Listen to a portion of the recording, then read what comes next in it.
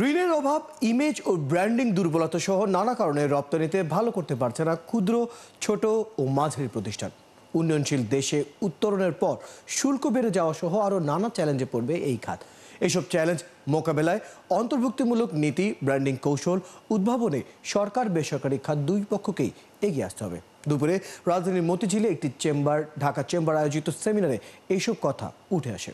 রুহুল আমিনের রিপোর্ট। পাট বাংলাদেশের সোনালী আঁশ। একসময় বাংলাদেশের অর্থনীতিতে উল্লেখযোগ্য অবস্থান ছিল এ পণ্যের। পরিবেশ রক্ষার অংশ হিসেবে বিশ্বব্যাপী এখন পাট পণ্যের জয় জয়কার। বাংলাদেশের কাঁচা পাট কিনে পণ্য বানিয়ে বিলিয়ন ডলার ব্যবসা করছে ভারত। কিন্তু শত আলোচনা, গোলটেবিল আর বক্তৃতাবাজি করেও পাটের সুদিন ফেরানো যায়নি। এই জুট সেক্টরটা আমাদের নিজস্ব সেক্টর হলেও আমরা কিন্তু ইন্টারন্যাশনালি এটাকে ব্র্যান্ডিং করতে পারিনি আজ পর্যন্ত। যেমন ইন্ডিয়া করেছে, জুট ইন্ডিয়া করে, কিন্তু আমরা এরকম যদি করতে পারি ইকো জুট অথবা বাংলা জুট। শুধু পাট পণ্য নয়, জিআই সহ আরো অনেক পণ্য তৈরি করে সিএমএসএমই প্রতিষ্ঠানগুলো, কিন্তু রপ্তানিতে ঠিকভাবে জায়গা করে নিতে পারছে না। ঢাকা চেম্বারের বিশ্লেষণে অপর্যাপ্ত অবকাঠামো, আইনি জটিলতা সহ নানা কারণে সম্ভাবনা কাজে লাগছে না। সিএমএসএমইদের আন্তর্জাতিক বাজারে শক্তিশালী ও টেকসই ব্র্যান্ড তৈরি করতে হলে তাদের জন্য কিছু কার্যকর পদক্ষেপ গ্রহণ করা অতীব জরুরি।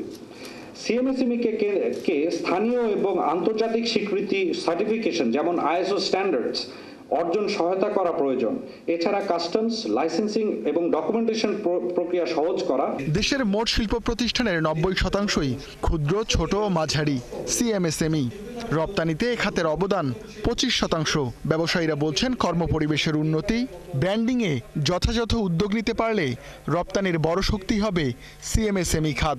আমাদের হিউজ অপরচুনিটি সামনে আসছে, বিশেষ করে ইউক্রেন রাশিয়া যুদ্ধের পরে বিশ্ব রাজনীতির মধ্যে যে পরিবর্তন, চায়না থেকে বেরোয় আসা, সেক্ষেত্রে বিশেষ করে হ্যান্ডমেড প্রোডাক্ট এবং সেমি হ্যান্ডমেড প্রোডাক্ট, এই ক্যাটাগরিতে যে কয়টা প্রোডাক্ট তৈরি করা সম্ভব বাংলাদেশের পক্ষ থেকে, সেটা আগামীতে একটা বড় সম্ভাবনা। স্বল্পোন্নত দেশের তালিকা থেকে বাংলাদেশের বেরিয়ে যাওয়া আর বেশি দূরে নয়। তখন রপ্তানিতে বেড়ে যাবে শুল্ক, বাড়বে প্রতিযোগিতাও। আমরা চিন্তা করছি ইপিবিতে একটি সিএমএসএমই হেল্প ডেস্ক অচিরেই চালু করার জন্য আমরা উদ্যোগ নিতে যাচ্ছি।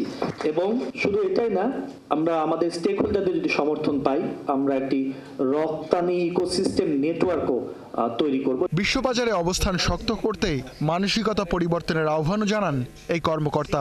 সরকারি ভর্তুকি সমর্থন নিয়ে। রুহুল আমিন, ৭১, ঢাকা।